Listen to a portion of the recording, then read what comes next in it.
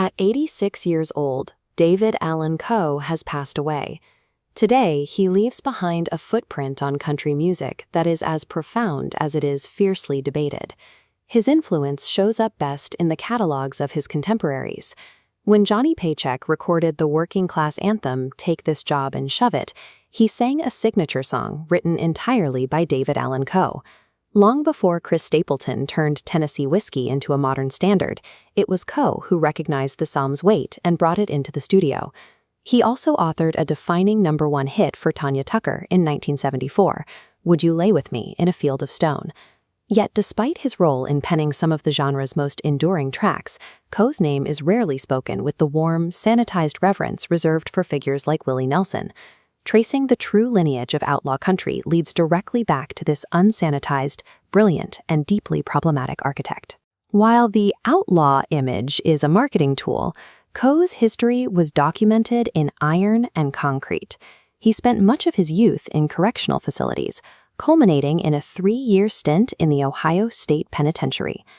After his release in 1967, he famously lived in a hearse, parking it right in front of the Ryman Auditorium to busk for the Grand Ole Opry crowds.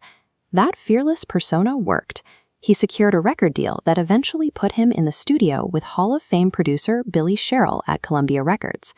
Throughout the 70s and 80s, he displayed a rare versatility. He could record rowdy, haunting tracks like The Ride, and then pivot to the string-laden, polished success of Mona Lisa Lost Her Smile. By the 1980s, Coe had established himself as more than a novelty. He was a masterful songwriter capable of genuine mainstream success. But running parallel to that mainstream career was a shadow discography.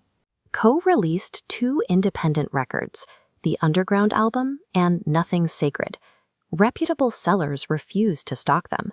Fans had to order them through the mail from the back of biker magazines.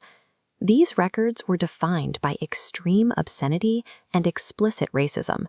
The use of racial slurs on several tracks drew fierce and lasting condemnation. Combined with his public display of the Confederate flag on his electric guitar, this underground music cemented his image among white supremacists and motorcycle gangs.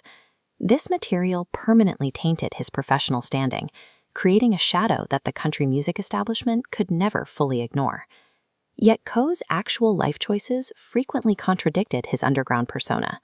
He publicly and furiously denied being a racist, dismissing his critics with characteristic bluntness. He often pointed to his active employment of a black drummer, Kerry Brown, as his primary defense against the labels attached to his music. He also broke traditional industry barriers by becoming the first country artist to lead an all-female backing band.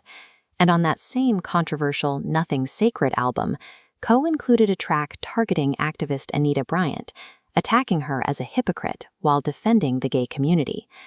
Later in his career, he defied genre purists again, collaborating with the heavy metal band Pantera for a project that bridged 2 seemingly incompatible fan bases. Coe's history resists a single narrative.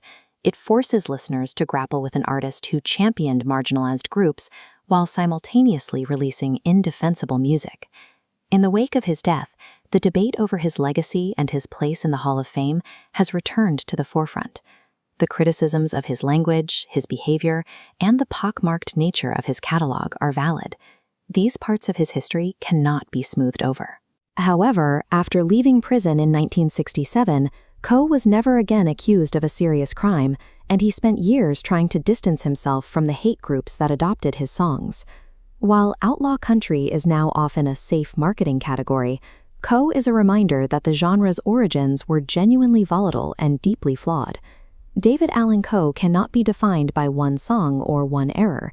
He leaves behind a body of work that refuses to be neatly summarized, a testament to how difficult it is to reconcile